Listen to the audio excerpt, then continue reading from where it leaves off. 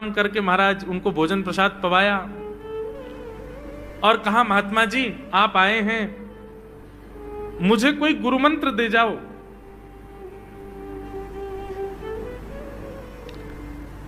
महात्मा जी ने सुंदर गुरु मंत्र दिया, द्वादशाक्षर मंत्र दिया। बोले ये तो बहुत कठिन है, इतना कठिन नहीं, सरल सा दो। अष्टाक्षर मंत्र दे दिया। बोले ये भी कठिन है, कोई और सरल दे दो। महात्मा बोले कुछ नहीं, तुम इतना कृष्ण चंद्र बोल दिया करो बस। कृष्ण चंद्र बोले हाँ, इसी का नाम यही तुम्हारा गुरु मंत्र है। इतना भोला बेचारा याद करने लगा, उसको याद ही नहीं होवे कृष्ण चंद्र कृष्ण चंद्र कृष्ण चंद्र। अब भूल ना जाऊं इसके लिए बोलता रहता था 24 घंटे कृष्ण चंद्र कृष्ण चंद्र कृष्ण चंद्र। अपने खेत में हल जोत रहा था, कृष्ण चंद्र बोल रहा था। इतने में उसकी पत्नी आ गई, अरे सुनो तुम्हारे लिए भोजन लाई हूं, जल्दी कर लो। बोले कृष्ण चंद्र कृष्ण चंद्र कृष्ण चंद्र। पत्नी पीछे लग गई, पीछे भोजन तो कर लो, रोटी तो खा लो, ठंडी हो जाएगी। बोले अरे तू पीछे मत पड़, मैं भूल जाऊंगा, गुरुजी ने मंत्र दिया मुझको। पत्नी बोली अच्छा एक काम करो, आप भोजन कर आओ, तब तक आपके नाम को मैं रट लेती हूं, मैं उसको संभाल लूंगी, पर जैसे ही आप आओगे फिर आपको सुना दूंगी, आप कर लेना। वो ठीक है। बोले क्या बोलना है? बोले कृष्ण चंद्र। पत्नी बोली ठीक है। अब कृष्ण चंद्र बोलने लगी पत्नी, कभी कहीं जाए कभी कहीं जाए, कुछ करे। वो कृष्ण चंद्र बोलते बोलते खसीटे चंद्र हो गया। लौट करके अपने पति के पास, पति बोल हाँ वो मैं भोजन कर लिया, जल्दी गुरु मंत्र सुना दे मुझको, क्या था मैं तो भूल गया। बोले खसीटे चंद्र। वो उसी से ही हल जोतने लगा, खसीटे चंद्र खसीटे चंद्र खसीटे चंद्र। आकाश में वैकुंठ में बैठे हुए वैकुंठनाथ भगवान प्रसन्न हो गए और प्रसन्न होकर के बोले लक्ष्मी जी हम जा रहे हैं। बोले कहां? बोले एक किसान का उद्धार करने जा रहे हैं, उसको वैकुंठ लेके आएंगे।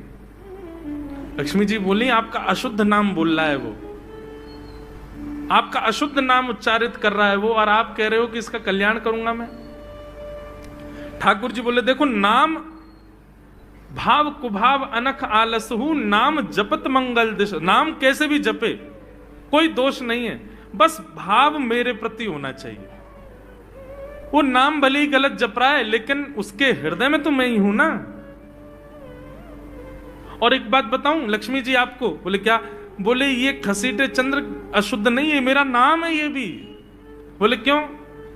बोले जब हम छोटे थे तो बाल लीला कर रहे थे ब्रज में, यशोदा मैया खूब नहलाती धुलाती और बढ़िया सुंदर श्रृंगार करती, लेकिन हम पूरे नंद भवन में गुटमुन चल चल के कभी नीचे लुढ़क करके कभी ऊपर गिर के सब माला तोड़ लेते, अस्त व्यस्त वस्त्र कर लेते, घुंघराले केशों की ऐसे भुज्जा बना लेते, ऐसा रूप बना लेते। यशोदा मैया बोली आओ मेरे खसीटे चंद्र, सुबह कृष्ण चंद्र बना के भेजती हूँ, खसीटा चंद्र बन के आता है शाम को। तो बोले तब यशोदा मैया ने हमारा नाम रखो खसीटे चंद्र, तो इसलिए शुद्ध नाम है। तो ठाकुर जी के बहुत सारे नाम हो गए, कनुआ, गोपाल, गोविंद, माधव, कन्हैया।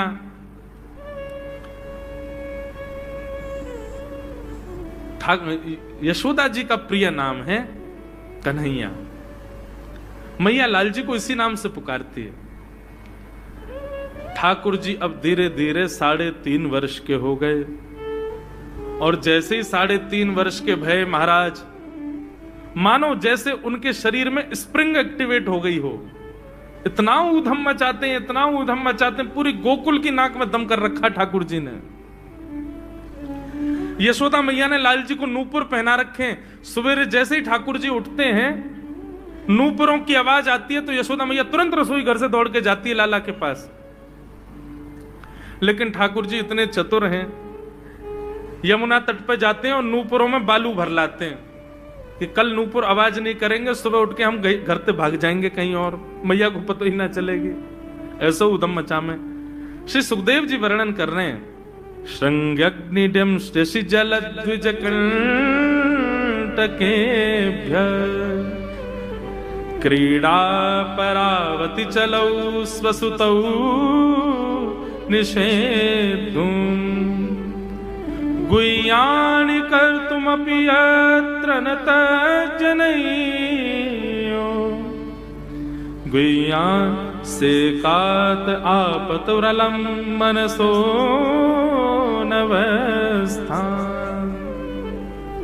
सुखदेव जी वर्णन कर रहे हैं, राजन अब ठाकुर जी वो लीला कर रहे हैं जिस लीला पर देवताओं को भी विश्वास नहीं हो रहा है। ऐसी लीला ठाकुर जी कर रहे हैं कि किसी को भरोसा ही नहीं हो रहा कि जगत नियंता जगदाधार ये कर सकता है। और ठाकुर जी क्या करते हैं? बोले ये मत पूछो क्या करते हैं, यूं कह रहे हैं क्या नहीं करते। जो माता पिता अपने बालकों को बहुत उद्यमी समझते हैं, बहुत बड़ी कृपा है ठाकुर जी की कि आपके घर ठाकुर जी जैसे उद्यमी बालक नहीं है। ऊधमों के सिरमौर हैं ठाकुर जी। कैसा ऊधम मचाते हैं? बोले श्रृंगी। नहा धो करके ठाकुर जी सवेरे तैयार होते हैं, सबसे पहले गैयाओं के पास जाते हैं। मैया कहवे लाला नहा धो के सबसे पहले गैयान को प्रणाम करवे जा, गैयान को स्पर्श कर फिर कछु करियो। ठाकुर जी गैयाओं को प्रणाम करने जाते हैं। जैसे ही देखते हैं कि कोई गैया बैठी है, सो ठाकुर जी कहें अरे अरे मैया या गैया को आलस आ गयो, या को आलस दूर कर दूं। सो बैठी हुई गैया के ठाकुर जी सींग पकड़ लेते हैं और सींग पकड़ करके अपनी ओर खींचते हैं। दूसरी तरफ से सींग बलराम जी पकड़ लेते हैं। अब ऐसे सींग पकड़ करके ऐसे ऐसे गैया के सींग हिलाते हैं। अब बैठी रहती गैया थोड़ी देर तो कोई बात नहीं, जैसे जोर जोर से हिलाना प्रारंभ करते हैं सोई गैया खड़ी हो जाती है। और जैसी गैया खड़ी होती ठाकुर जी लटक जाते हैं सींगों से। अब ठाकुर जी को तो बढ़िया झूला बन गया, गैया की सींगन पे झूल रहे हैं। थोड़ी देर तो गैया इधर से उधर ठाकुर जी को झुलाती रहती है, लेकिन थोड़ी देर बाद जैसे ही ठाकुर जी की पकड़ कमजोर होती है, गैया को पता चल जाए कि अब लाला गिरवे वार होए। तो गैया भी इतनी चतुर कि वो गोबर में ही जाके खड़ी हो गए। ठाकुर जी के आगे कुछ चल, मैं गोबर में है जाऊंगा। गैया के ना अब तो मैं यहीं खड़ी रहूंगी, तुम गोबर में ही गिरो। और सोई ठाकुर जी को हाथ छूट जा, मैया मैया बचाइयो, देख जे गैया मुंह को गोबर में फेंक रही है। अब मैया जब तक बचावे आवे तब तक तो लाल जी के हाथ छूट जाएं और ठाकुर जी गले गले तक गोबर के ढेर में जाके गिर जाएं। पर यशोदा मैया निकाले, कितनों सजाए लो, कितनों हे लाला तू वैसे ही कारो, ऊपर से मैं तू को बढ़िया सुंदर बना के रखूं, लेकिन तू घूम फिर गया गोबर में ही आके चौं खेले। मोकू तो लगे तू पूर्व जन्म को सूकर दीख है। ठाकुर जी मंद मंद मुस्कुरा रहे, हाँ मैया जे बरा भगवान को अवतार भयो ना, जाने पृथ्वी की रक्षा करी हिरण्याक्ष थे। भैया बोली हाँ वो मैं ही तो हतो, मैं जय जय हूं मैया, वो बरा भगवान ही जय जय, वही जय जय तेरे यहाँ लाला बन के आयो है। यशोदा मैया के बातन ने मत बनाए कर, नेक नेक बड़ो है गयो, बोलवो सीखो, ऐसी बात बनावे, जय जय बोले अपने आप पे, नावे धोवे है ना है, मोह पहुंचे ना है, मैं जय जय हूं।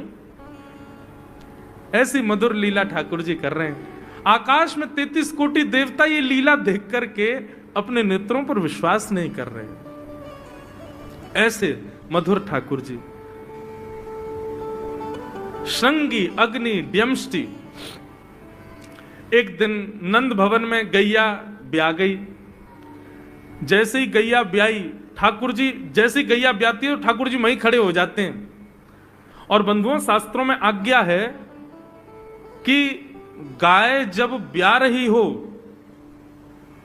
बछड़े को जन्म दे रही हो या बछिया को जन्म दे रही हो, उस समय गैया जो होती है वो दो मुखी हो जाती है। एक मुख तो सामने है, और जब जन्म देती है तो बछड़ा या बछिया उसका मुख जब बाहर आता है तो दो मुखी हो जाती है। ऐसी दो मुखी गैया की जब आप परिक्रमा करते हो तो पूरे ब्रह्मांड की परिक्रमा का फल प्राप्त होता है।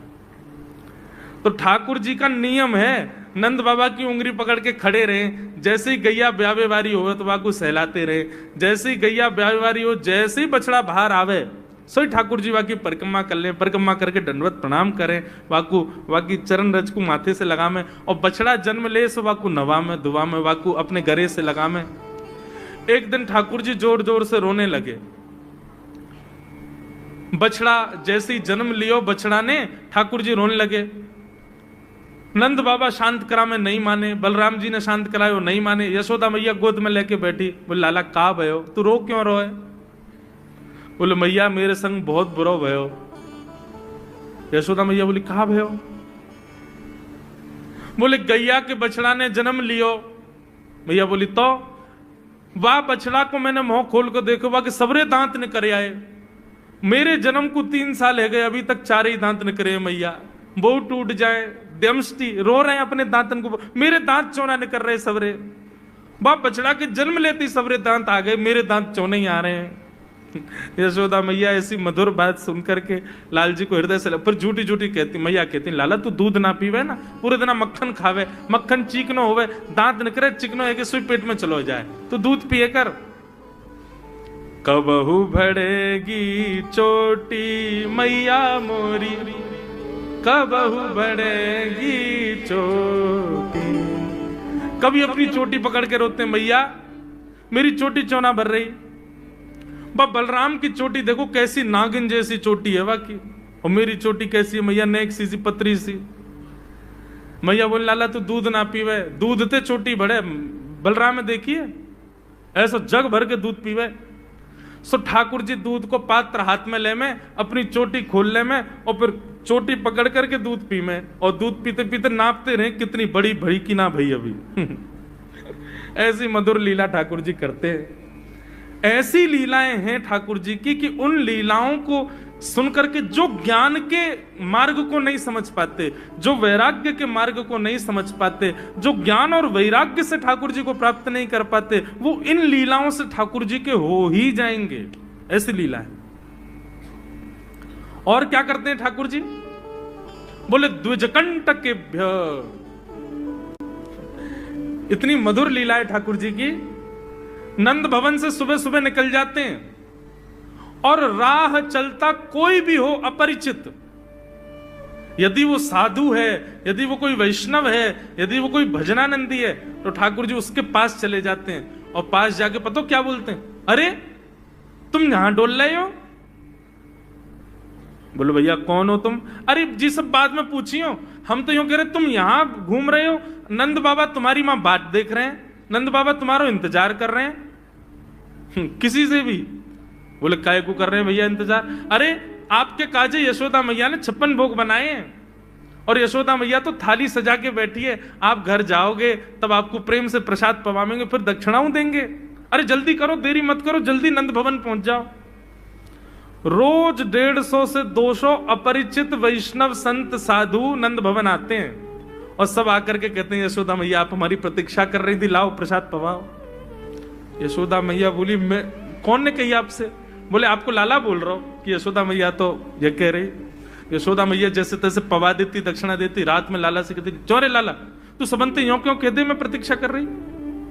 मैया एक तो मैं अपने घर में सब तीर्थन को भेज दूं, ये संत महात्मा चलते फिरते तीर्थ है मैया, इनको जितनो ऐसा कि अपने घर बुलानो चाहिए, इनको प्रसाद पवानो चाहिए, या हमारे गोकुल में आवे वाले सब संतन को खोज खोज के मैं तो तेरे पास भेजूं, ताकि तू ने रसोई घर में लगेगी, भोजन प्रसादी बनावेगी, और बढ़िया संतन को पवावेगी, तो तेरे घर में सबरे तीर्थ आ जाएंगे मैया। ऐसा प्रेम। एक दिन ठाकुर जी के अब मित्र बन गए। कौन है मित्र? मधुमंगल, श्रीदामा, तन सुखा, मन सुखा, धन सुखा, सुबल, ये ठाकुर जी के मित्र हैं। एक दिन ठाकुर जी अपने सब मित्रन के संग बैठे, और मित्रों के संग बैठे हुए ठाकुर जी बोले, भैया कल से हम लोग सब यज्ञ करेंगे। मधुमंगल, श्रीदामा बोले, क्यों लाला यज्ञ क्यों करेंगे? अरे नंद बाबा रोज अग्निहोत्र करें। मैंने उनसे पूछी अग्निहोत्र करवे ते कहा हुए, तो नंद बाबा बोले अग्निहोत्र करवे ते मन चाहिए वस्तु प्राप्त हो जाए, अग्निदेव प्रदान करें। ठाकुर जी के सब सखा बोले, लाला तू काय को करेगा अग्निहोत्र? बोले अग्निहोत्र करेंगे, अग्निदेव को प्रसन्न करके कहेंगे हमारी सुंदर सी बहू आ जाए, बाद से हमारा ब्याह हो जाए। अग्निदेव की प्रतीक्षा कर, अग्निदेव को प्रतिष्ठान करेंगे। सब श्रीदामा मधुमंगल 3.5 वर्ष के ठाकुर जी, सोचो 3.5 वर्ष के ठाकुर जी, सखा कितने बड़े बड़े होंगे। नेक्स्ट से सबरे सखा बैठ गए, सूखे पत्ता इकट्ठे करके अग्नि प्रज्वलित कर ली, सूखे पत्तान को चूरो बना के आपस में बांट लियो। ठाकुर जी आचार्य बन के बैठ गए और बोले, सुनो मैं मंत्र बोलूंगा और जैसी कहूं स्वाहा सबरे डालियों, और नेक भी यदि तुमने चूक करी ना, नेक भी मैंने स्वाहा बोली और तुमने नहीं डालो, तो फिर मोते मत कहियो। यदि तुम्हारी पत्नी कांडी आ जाए, एक हाथे लूली आ जाए, लंगड़ी आ जाए, तो समय पर स्वाहा करना पड़ेगा। सब ग्वाल बाल बोले, जो कहेगो लाला सो करेंगे, तू करवा। ठाकुर जी ओम नम नम नम स्वाहा, सब स्वाहा, सब एक संग डालते। हे श्री रामा, तू देरी ते डाले, देख लियो लंगड़ी आ जाएगी तेरी बहू, अग्निदेव को प्रसन्न करो। इस प्रकार ठाकुर जी सब ग्वाल बालों के संग खेलते हैं। ग्वाल बाल बोले लाला यज्ञ तो है गयो, अब ब्राह्मणन को भोजन के काजे बुलाओ, यज्ञ के बाद ब्राह्मण भोज होना चाहिए। सोई ठाकुर जी अपने सब ग्वाल बालों की उंगली पकड़ करके पूरे गोकुल में जाते हैं, ब्राह्मणों के घर जाकर के कहते हैं आज नंद भवन में बढ़िया उत्सव भयो है, बढ़िया यज्ञ भयो है, भोजन के काजे शाम को आपको परिवार सहित आनो है। सबन को निमंत्रण दिया मैं। अब महाराज नंद भवन से जब निमंत्रण आता है तो ब्राह्मण लोग ब्राह्मणी से कहते हैं कि आज चूल्हा मत जलाना। क्यों? अरे नंद भवन में भोजन की सूचना मिलती है तो 3 दिन से भूखे रहते हैं ब्राह्मण। क्यों? इतना खवाएंगे नंद बाबा, इतना खवाएंगी यशोदा मैया कि पेट भर जाएगा, 2 दिन तक भूख भी ना लगेगी, इतना भोजन करना पड़े। ए ब्राह्मणी चूल्हा मत जलाई, और सुन नमक को पानी और दे दे। नमक को पानी पी पी करके भूख बढ़ाते हैं अपनी। बोले शाम को जाएंगे और बढ़िया चकाचक महाराज 56 भोग पाएंगे। शाम का समय हुआ, सैकड़ों हजारों ब्राह्मण आकर के नंद भवन के बाहर खड़े हो गए। यशोदा मैया ने अटारी से जैसे ही देखा इतने सारे ब्राह्मण, यशोदा मैया उतर करके आई, बोली आओ भगवान पधारो, सबन को जय श्री कृष्ण, सबन को प्रणाम। जे बताओ आज मेरे द्वार पर आप सबन को एक साथ आने को कारण कहा है? किसी को निमंत्रण देकर के और फिर पूछो कारण क्या है, बड़ा अजीब लगता है। किसी को आपने बुलाया भोजन पे, वो बेचारा आ गया, फिर आपको बताओ भैया कैसे आए, कितना अजीब लगे। ब्राह्मण बोले मैया तो हम तो पूछ रही हो यह बात है, अरे सवेरे तो भूखे प्यासे बैठे हैं, जल्दी भोजन पवाओ। आपके यहां यज्ञ भयो, यज्ञ की पूर्ण आहुति की प्रसादी पावे आए हैं, और कई क्यों आए हैं? यशोदा मैया बोली कौन सो यज्ञ, कब भयो यज्ञ, कौन सी पूर्ण आहुति? ऐसो कछुना भयो हमारे यहां, आप लोगों को कोई गलत जानकारी मिली है, कौन ने कही आपते? ब्राह्मणों के नेत्रों में आंसू आ गए। बोले मैया एक तो हम सवेरे से भूखे, ऊपर ते ब्राह्मणी से मना और करे आए कि तू चूल्हा मत जलाइयो। ब्राह्मणी भी बात निहार रही है कि डिब्बा में लेके आएंगे हमारे काजे भी भोजन। खाली हाथ गए तो ब्राह्मणी डांटेगी अलग, मैया तेरो लाला सवेरे सवेरे आयो और सब ग्वाल बालन के संग आके हमसे कह के गयो यज्ञ भयो, यज्ञ की पूर्ण आहुति में भोजन करवे सबन को आनो है, हम तो यही मारे चले आए। यशोदा मैया बोली या लाला ते कैसे बचूं मैं, पूरे दिन कम से कम 2-2.5 हजार लोगों को निमंत्रण ऐसे ही देते रहे। यशोदा मैया बोली आपकी व्यवस्था करूं, लेकिन पहले या लाला को तो देखूं मैं, है कहां ये? नंद भवन के पीछे बगीचा में ठाकुर जी अपने सब ग्वाल बालन के संग खेल रहे। यशोदा मैया गई, जाकर के बुलाए, ए लाला, ओ कन्हैया यहां पे आ। ठाकुर जी ने जैसी देखी यशोदा मैया बुला रही है, लेकिन यशोदा मैया के संग जे कौन खड़े हैं? ए श्रीदामा मधुमंगल। बोले हाँ ये तो सांची में आ गए सबरे ब्राह्मण, हम तो ऐसे खेल खेल में निमंत्रण दे के आए इनको। मैया बहुत मारेगी भैया, मैं अकेला नहीं जाऊंगा, तुम भी चलो मेरे संग, यदि मुंह में एक थप्पड़ पड़ो तो तुम मुंह पड़वाऊंगा, मैया बहुत मारेगी आज। और मधुमंगल श्रीदामा जबरदस्ती उनको हाथ पकड़ के ठाकुर जी ले गए। हाँ मैया बता कहा कह रही? मैया ने कान पकड़ो, है रे लाला, जो जो बड़ो है तो जा रहा हो, तेरे उधमन की सलना है पड़े। काकियो तेने? बोले काकियो मैंने, ये सब कौन है? मोह का पतो कौन है? मैं ना जानू मैया इन्हें। बोले जे सब रे ब्राह्मण है हमारे गोकुल के, और सब यूं कह रहे हैं तेने इनके घर जाके इनको सबन को निमंत्रण दियो, यूं कहीं हमारे यहाँ यज्ञ भयो आकर के आप सबन को भोजन पानो है। मैया तेरी सौगंध खा के कह रहा हूं, मुझको तो जीव ना पता इनको घर कौन सी गली में, झूठ बोल रहे हैं सब रे, मैंने निमंत्रण ना दियो। ब्राह्मण सब बोले मैया देखो कैसो सफेद झूठ बोल रहे हैं आपके आगे। मैया बोली सच बता तेने निमंत्रण क्यों दियो? तब ठाकुर जी बोले मैया बताऊं? बोले बता। बोले हम खेल खेल को यज्ञ कर रहे, वाह यज्ञ में सामग्री नहीं, वाह यज्ञ में मंत्र बोलवे वाले भी ना है, वाह यज्ञ में कोई ब्राह्मण भी ना हो, हम आपस में ही सब यज्ञ कर रहे। भाई यज्ञ के बाद ये मधुमंगल बोलो ब्राह्मण भोजन होना चाहिए, तो हमने इन ब्राह्मणन को न्योता दे दियो। मैया बोली अब ये ब्राह्मण आगे कहां पवाऊं? बोले मैया देख सीधी बात है, या में ज्यादा चिंता करने की कोई बात ही ना है।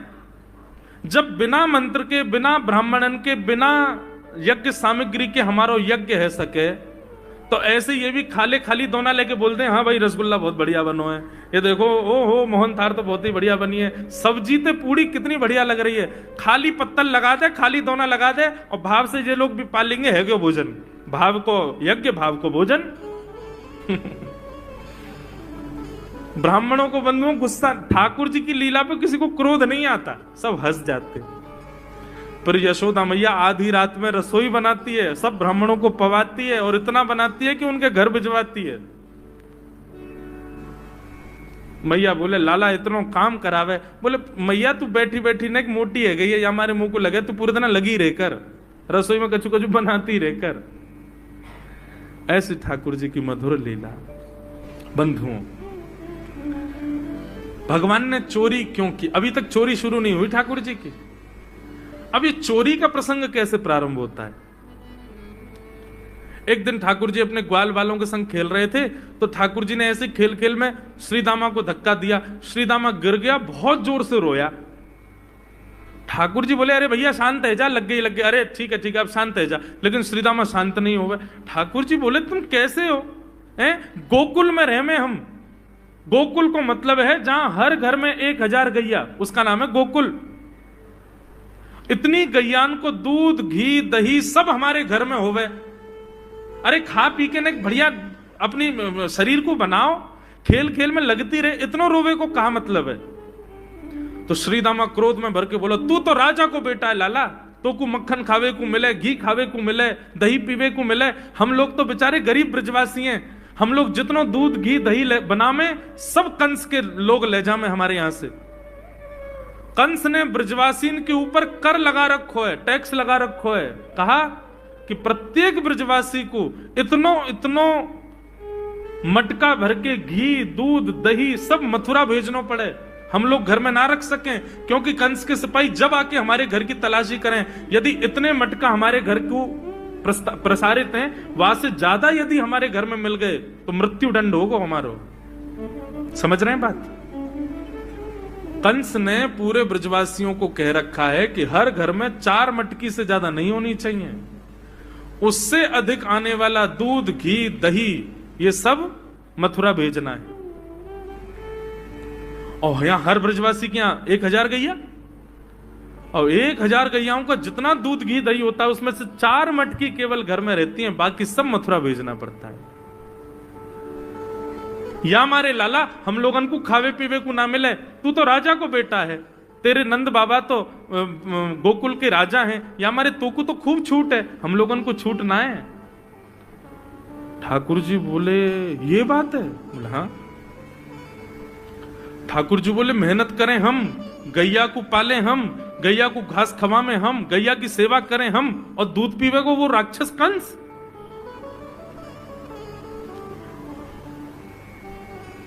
अभी तो मैं छोटा हूं, मेरी बात कोई मानेगा नहीं, लेकिन प्रलय तो अब तक लानी पड़ेगी।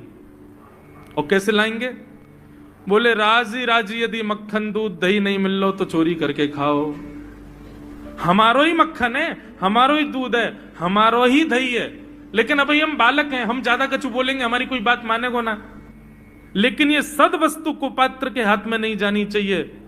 राजी राजी नहीं मिलता तो चोरी करके खाओ, जब कर देवे को नंबर आवेगो तो सब पूछेंगे भाई कहां गए मक्खन दूध दही? बोले घर में तो है ना। बोले तो कहां गए? बोले चोर चोरी कर ले गए। और यही भाव से हम ब्रजवासी को खावे पीवे को मिला करेगो। मधुमंगल श्रीराम बोले लाला तू जो कहेगो सो करेंगे, लेकिन चोरी नहीं करेंगे। ठाकुर जी बोले तो ठीक है, कल से तुम लोग अलग खेलो, मैं और दाऊ दादा अलग खेलेंगे, हमारे संग मत खेलना। मधुमंगल सीताराम बोले अरे लाला तू ना जाने, मैया यो के लाला जो चाहे करियो, चोरी मत करियो, चोरी करवे तो ब्याह ना होवे। ठाकुर जी बोले ब्याह की पड़ रही है तो है, ब्याह ना होवे। ऐसो पत्र पूछ रहा सो है गयो, पत्रो दुबरो सो तू सीख जैसो है गयो, तो कौन ब्याह करेगा ऐसे? अरे ब्याह करना तो ने खाया ने पी ने बढ़िया गाल तेरे बढ़िया होंगे, शरीर ने बढ़िया होगा तभी तो ब्याह होएगा। अब भैया हमारी बात सुन लो, जितने अच्छे काम करने सब आज कर लो, कल से चोरी करेंगे, पूरे ब्रजमंडल में आतंक मचाएंगे, हमारो ही दूध घी दही है और हम ही चोरी करके खाएंगे। ठाकुर जी ने चोरी क्यों की?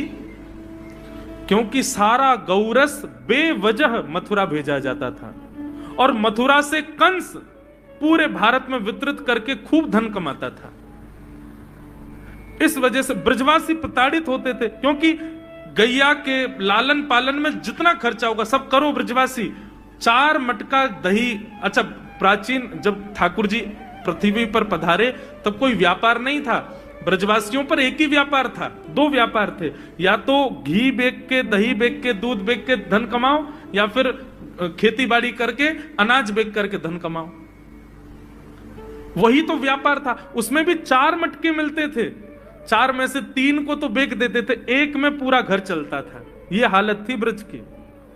इसलिए ठाकुर जी ने कहा कि भैया राजी राजी नहीं तो गैर राजी, हम जितने बाकी की मटकी मथुरा भेजे वाली उनको सबन को तोड़ फोड़ करेंगे, उनमें से मक्खन निकाल निकाल के खाएंगे, एक दूसरे को खवाएंगे और सब यहीं रहेगो, मथुरा नहीं जाएगो कछु भी। इसलिए ठाकुर जी ने चोरी की। ठाकुर जी बोले प्रैक्टिस मेक्स मैन परफेक्ट। सबसे पहले प्रैक्टिस अपने घर में ही कर लें कैसे करनी है चोरी। सो अगले दिन ठाकुर जी सवेरे उठे, देखने लगे यशोदा मैया देख तो नहीं रही, और ठाकुर जी चुपचाप गए महाराज जहां पर सारे मक्खन दूध दही रखे, वहां पहुंच गए गौरस भंडार में। और गौरस भंडार में एक मटकी के ऊपर से ढक्कन हटाए करके जैसे ही ठाकुर जी ने हाथ बोर के पानो प्रारंभ किया, सामने एक खंबा था, उसमें मणि लग रही थी। आज पहली बार 3.5 वर्ष की आयु में ठाकुर जी ने अपना प्रतिबिंब देखा, पहली बार अपने आप को देखा दर्पण में। बंधुओं, बच्चों को शीशा नहीं दिखाते, छोटे बच्चों को तो दिखाते ही नहीं, और 3-4 वर्ष तक भी बालक को अपनी शक्ल थोड़ी देखता है वो। अब इसके पीछे कारण बहुत सारे बताए जाते हैं, परंतु हमें तो लाल जी से मतलब, लाल जी का क्या है। ठाकुर जी ने जैसे ही प्रतिबिंब में अपने रूप को देखा, अपने रूप को देख करके ठाकुर जी बोले, हो तू भी आयो यहां चोरी करवे। अपने आप से ही बात कर रहे हैं ठाकुर जी। अरे मैंने कही तो हती अपने अपने घर में चोरी करनी है, तू दारी के मेरे घर में आगो चोरी करवे। ठाकुर जी अपने प्रतिबिंब से बात कर रहे हैं। अब गौरस भंडार में ठाकुर जी की आवाज गूंज रही थी और वो गूंजते हुए रसोई घर में जा रही थी। रसोई में मैया ने सुनी, बोले ये लाला कहां थे बोल लो है, उठ गयो कन्हैया, मुझको पतो भी ना चली, नूपुरन की आवाज ना आई। मैया दौड़ करके गई तो देखा ढूंढते ढूंढते गौरस भंडार में ठाकुर जी अपने प्रतिबिंब से बात कर रहे हैं। कितनी सुंदर झांकी है ठाकुर जी की। ठाकुर जी मक्खन पा रहे हैं। बोले अच्छा अब आ तो गयो है यहां पे, लेकिन सुन चुपचाप चोरी करके भाग जाइयो, मेरी मैया बहुत मारेगी तो को। बाकू यदि पतो चल गई तू चोरी कर रहा है तो को उखलते मान देगी, मेरी मैया बहुत मारेगी, चुपचाप चोरी कर और निकल ले आते। ठाकुर जी चोरी की बात कर रहे थे, यशोदा मैया ने पीछे से सुनी, लाला ओ कन्हैया। ठाकुर जी घबरा गए, मैया कैसे आ गई। हाँ मैया, कौन से बात कर रहे हो तू। अरे मैया देख हमारे घर में चोर घुसायो है। अपने प्रतिबिंब को दिखा करके ठाकुर जी कह रहे हैं, देख मैया हमारे घर में चोर घुसायो, जे चोरी कर रहे हो हमारे यहाँ के मक्खन की, तुम्हें यहाँ को पकड़वे आयो हूं। नन्हे से गोपाल जी, बहुत मधुर लीला। मैया हंस भी रही है और क्रोध भी कर रही। बोले अच्छा जो चोरी कर रहे हो। बोले हाँ। चल याकू तो मैं पकड़ लूंगी, लेकिन जे बता तेरे हाथ में मक्खन कैसे लगो, तू तो याकू पकड़वे आयो ना। अब मैया याकी मैं कहा बताऊं, तेने मेरे हाथ में पद्म राग के ऐसे ऐसे बढ़िया कंगन पहना रखे हैं, कड़ूला पहना रखे हैं सोने के। जब मैं धूप में निकलूं ना तो धूप की किरण से मुंह को बहुत जलन है जाए हाथ में। तो कल मेरे सखा मधुमंगल ने मुझसे कही, बोले लाला जे जलन तेरी दूर रह जाएगी, तू मक्खन में हाथ बोर लियो अपनो, सो तेरी जलन दूर रह जाएगी। या हमारे मैया जलन हटावे के काजे मैंने हाथ बोरो है। मैया बोली अच्छा चल लाला, यहां तो तेरे जलन है रही और यहां मक्खन कैसे लगो। ठाकुर जी बोले मैया मैं अपनी जलन दूर कर रहा हूं, इतने में जन कहां एक मक्खी आके मेरे मुंह पे बैठ गई। बाकू उड़ावे के काज मैंने जैसे मुंह पे हाथ किया सो मक्खन मेरे मुंह पे लग गो। मैया मैया बोली लाला तू चोरी भी करन लगो और अब झूठ भी बोलन लगो मुझसे। मैया ने गोदी में बैठा लिए लाला। बोले लाला तू चोरी नहीं करेगो, तू मेरी सौगंध खा, तू आज के बाद चोरी नहीं करेगो। ठाकुर जी बोले ना करूंगा मैया, लेकिन एक वचन दे। बोले कहा चाहिए वचन में? बोले पहले वचन दे, जो मांगूंगा सो देगी। मैया बोली जो मांगेगा सो दूंगी, चोरी छोड़ दे।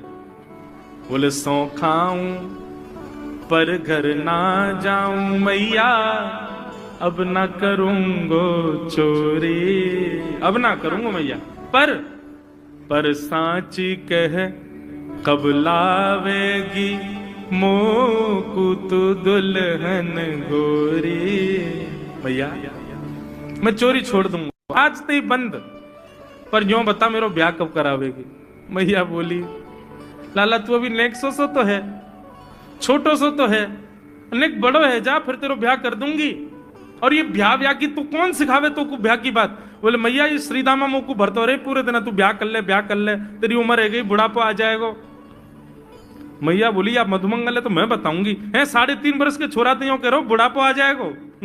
अभी खड़ो है वो सीखो, अभी बोलना सीखो, यानी दांत भी पूरे न आए और ब्याह की बात करे। बोले मैया मैं यो थोड़ी कह रहा हूं, मुझको बड़ी बहू लिया, छोटी सी लिया, इतनी बड़ी लिया कि जेब में धर के मैं गैया चरा भी चलो जाया करूं, ऐसी बहू लिया मुझको।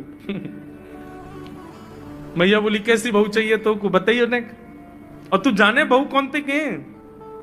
मैया बोले हाँ मैं जानू। ठाकुर जी बोले मैं जानू मैं बहू कौन थे के? बोले जैसे नंद बाबा की तू बहू है ऐसी मेरी बहू आ जाएगी। बहुत मधुर लीला है, ऐसी ठाकुर जी लीला करते हैं। ठाकुर जी ने ग्वाल वालों से कहा भैया मिशन फेल हो गया, घर में तो चोरी नहीं कर पाए हम, अब दूसरे इनके घर में दावे बोलो। एक दिन महाराज ठाकुर जी का जब आतंक खूब बढ़ गया गोकुल में, सब गोपियों ने जाकर के मैया से शिकायत करी है।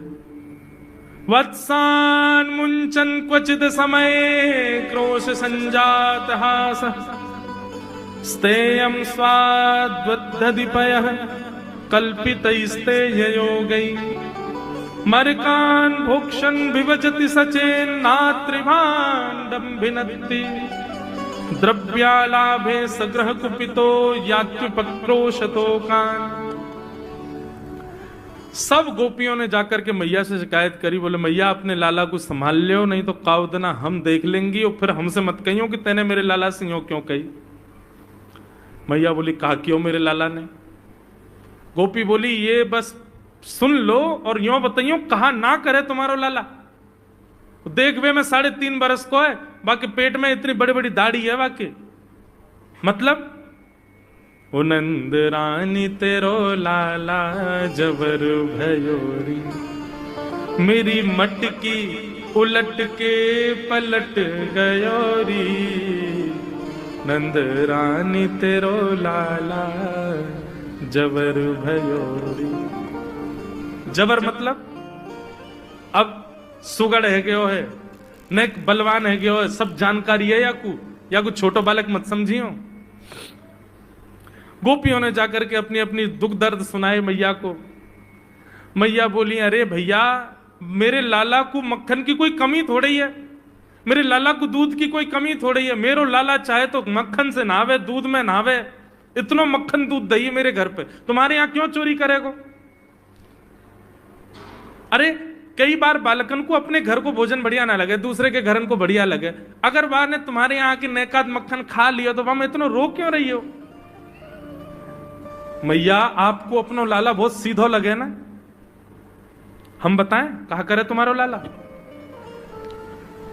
बोले स्वयं खावे हमको कोई दिक्कत नहीं, लेकिन या की एक पूरी मंडली है और पूरी रजिस्टर्ड मंडली है, बाल गोपाल चौर प्रचार प्रसार मंडल, ये घर घर जाके चोरी करते हैं। और मैया तुम्हें कहा बताऊं, जैसे ही कोई गोपी के नयो बालक होवे ना तो तुम्हारो लाला पूरे मंडल के साथ आवे और वह लाला के सिर पे हाथ धर के, छोटे से बालक के सिर पे हाथ धर के बस 1 वर्ष की प्रतीक्षा, फिर तुम भी हमारी मंडली में आ जाओगे।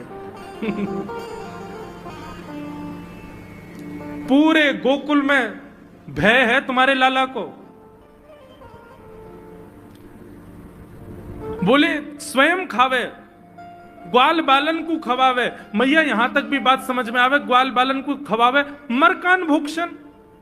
यो नहीं कि नेकाद मक्खन बच जाए तो रहम करके हमारे काज छोड़ जाए, वाकू बंदरन को खवा दे। एक गोपी बोली मेरे यहां तो इतना मक्खन कि स्वयं ने खा लियो, बालकन को खवाए दियो, बंदरन को फिर भी बच गयो तो भी छोड़ के नहीं गयो। बोले नात्री भांडम भिनती, फोड़ गयो मटकी। और बोले मक्खन को कहा कियो? बोले पूरे घर में लेप लगा गयो, वाको पूरे घर में पोंछा कर गयो मक्खन को। मैं और मेरी सास यमुना जल भरवे गए, सिर पे मटकी 2-3 मटकी रखी, बड़े अचक्के हम लोग चल रहे। हमें कहा पतो ही कि हमारे घर में मक्खन चीकने के लेप है गयो। मेरी सास ने जैसे पहलो पैर रखो घर के भीतर, ऐसी रिपटी कि आज तक उठ ना पाइए। ये तुम्हारो लाला करे? नात्री भांडम भिनती। यशोदा मैया आश्चर्यचकित होकर सुन रही है। बोले ये नेक्सो लाला ये करे? बोले हाँ मैया। एक गोपी बोली मैया अगर चोरी करे तो दिक्कत, और यदि किसी कारण से हमने लाला को रोक दियो, चोरी नहीं कर पायो हमारे घर, तो हमारे रोने क्यों? बोले चूल्हा में तो कोयला लेके आवे और वह घर के बाहर एक हवा बना जाए, और यूं के अब जब तक या घर से मक्खन नहीं मिलेगा या के घर के लोग भूखे रहेंगे, और इन लोगों को भोजन छुड़वाने की जिम्मेवारी हमारी। बोले कहा करे फिर? बोले मैया भोजन बनना होगा, चूल्हे पे भोजन रखो रे, तो ग्वाल बाल सब ताकते रहे कब भोजन बनने को समय आवेगो। जैसे ही कछु और काम करवे के काज गोपी ने कुट के जावे तो कहो तो बाकी कढ़ैया में खूब सारो पानी डाल जाएंगे, सब्जी ना बन पावेगी, आटे में नमक फेंक जाएंगे। एक गोपी बोली मेरे यहां जो कियो वो तो कोई के यहां ना कियो होगो। बोले कहा? बोले मेहनादी निवास्तव, मेहनादी निवास्तव। क्या किया? बोले मैया 3 दिन तक प्रयास कियो तुम्हारे लाला ने, मेरे घर से चोरी नहीं कर पायो, तो टेढ़ी सी नजर करके बोलो कल तेरे घर में सब लोग भूखे रहेंगे, भोजन ही नहीं बनेगा तेरे यहां। मैंने कि लाला चल बात मत बना, भग जाए तो चल। और मैया माने वो कर दियो। बोले कहा कियो? बोले सवेरे सवेरे ब्रह्म मुहूर्त में हम लोग अन के उठवे से पहले तुम्हारो लाला आ गयो, और कोई पहले बंधुआ रसोई कोई अंदर कमरे में नहीं, चौक में ही चूल्हा, वहीं बैठ करके सब बनाते खाते। बाहर चौक में चूल्हा के ऊपर आके बैठ गए हो, अपनी धोती वोती उतार दई और सब वहीं करे आयो। मैं अनादि निवास्तव। ये बात जैसे ही यशोदा मैया ने सुनी, बोले नहीं नहीं नहीं नहीं झूठ बोल रही हो, मेरो लाला ऐसा ना कर सके। परीक्षित जी कथा सुनते सुनते बोले जय जय सुखदेव जी, क्या ये सत्य है? ठाकुर जी ने ऐसा किया? सुखदेव जी कहते हैं कुछ बातें सत्य हैं, कुछ गोपियां जबरदस्ती लगा के बोल रही हैं कि कहीं मैया डांटवे के काजे लाला को हमारे सामने बुला दे और हम लाला को दर्शन कर लें। ये गोपियां उल्हाने लेकर के लाला को देखने आई हैं। इनमें से कुछ बातें तो सत्य हैं, पर ये सब बातें इतनी सत्य नहीं है। ये सब तो जबरदस्ती गोपियां बोल रही हैं। क्यों? ताकि मैया नाराज हो जाए और लाला को हमारे सामने अभी डांटे तो रूठे भय लाला को मुख हम देख लेंगे। बहुत सारी लीलाएं हैं, मैंने कई तो अभी बताई नहीं है। इतने मधुर मधुर लीला ऊधम करते हैं ठाकुर जी। इस प्रकार ठाकुर जी पूरे ब्रजमंडल में गौ रस को चोरी करते हैं। वास्तव में मक्खन नहीं, ब्रजवासियों के मन को चुरा रहे हैं ठाकुर जी। सबकी एक ही आशा है, श्री कृष्ण श्री कृष्ण श्री कृष्ण। सुबह से शाम तक पूरा ब्रजमंडल केवल कृष्ण को देखने के लिए जीता है। ऐसी ठाकुर जी की मधुर लीला।